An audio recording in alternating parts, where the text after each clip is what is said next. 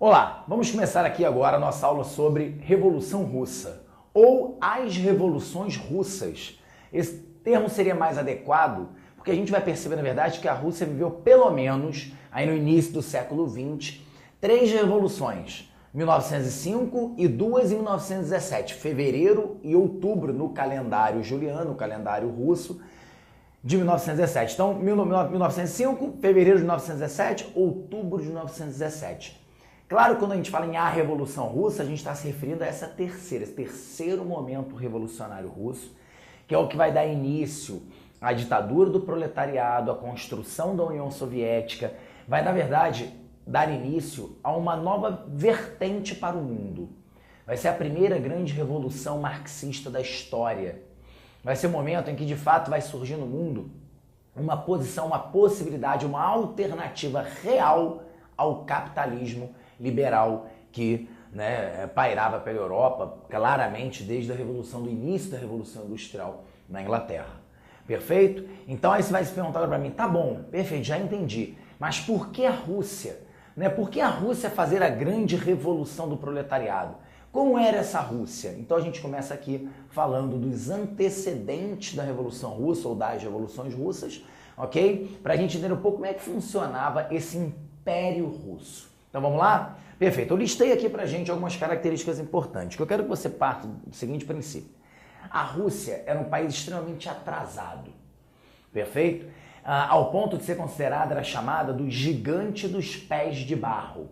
Por que o apelido do Império Russo era o gigante dos pés de barro? Porque embora fosse um império gigantesco, efetivamente, ele tinha bases econômicas, políticas e sociais extremamente frágeis para o seu período. Quer ver? Vamos lá. Nós estamos no início do século XX. O mundo, a Europa de uma forma geral, já tinha vivido as suas revoluções liberais burguesas e a Rússia ainda vivia dentro de um modelo absolutista.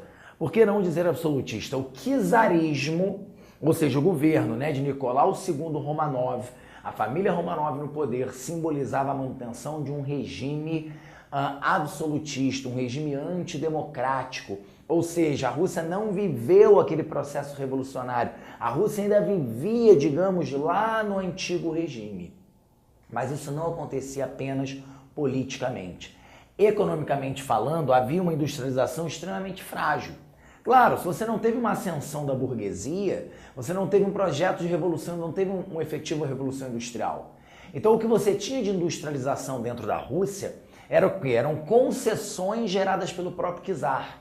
Isso é uma coisa interessante para a gente entender que as indústrias francesas, as indústrias inglesas, grandes parceiros econômicos da Rússia, existiam ali dentro do império graças às concessões feitas pelo czar.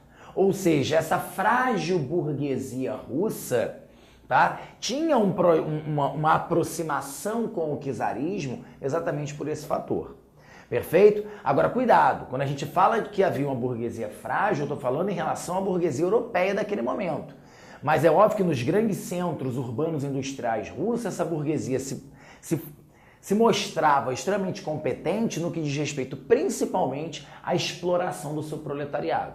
Então existe uma realidade proletária explorada na Rússia, como nós estudamos em outros casos, como havia na Inglaterra, como havia na Alemanha, existia também na Rússia. Mas é um número muito menor, porque é uma Rússia majoritariamente rural. Isso é até uma dúvida muito comum que aparece dos alunos. Caramba, por que a Rússia, assim, a Revolução Chinesa, que é uma revolução que foi feita via campo, com Mao Tse Tung, aconteceu pelo campo porque a China era majoritariamente rural. Aí cria-se uma ideia equivocada de que a Revolução Russa ela foi feita pelas cidades porque era um país muito desenvolvido na sua indústria. Isso não é verdade. A Rússia é um país majoritariamente rural, com uma grande concentração de terras, com seus mujiks, com seus camponeses extremamente pobres, pauperizados mesmo, famintos.